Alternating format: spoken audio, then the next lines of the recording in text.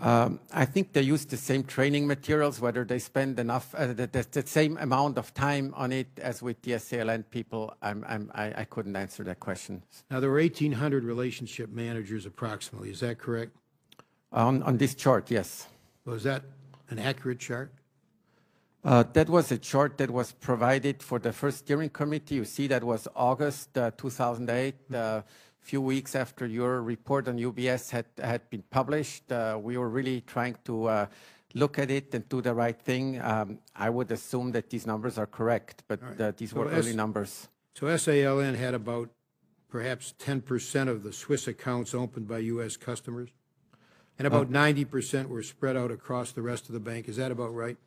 If you look at it from an account perspective, that's correct. If you look at it from an assets under management perspective, it's a little bit different. Right, but still, only about 10% of the Swiss accounts opened by the U.S. customers were in SALN. This was supposed to be a place where they were going to be concentrated.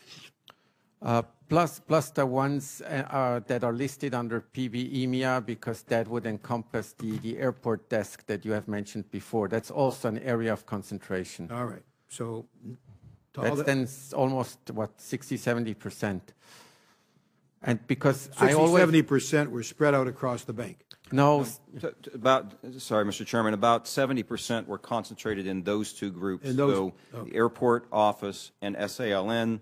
And obviously 30%, I mean, I think we, particularly in hindsight, would have rather seen it more concentrated. So we would rather seen the 30% smaller, but that's where we were at that point in time. 70% in those two areas and 30% in the rest of the bank, as I said. That's about the U.S. The purpose, though, of this chart was to show, according to its title, how spread out this was across the whole organization.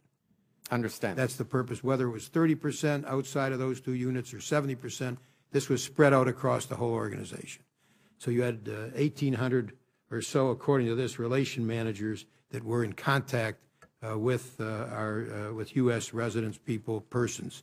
And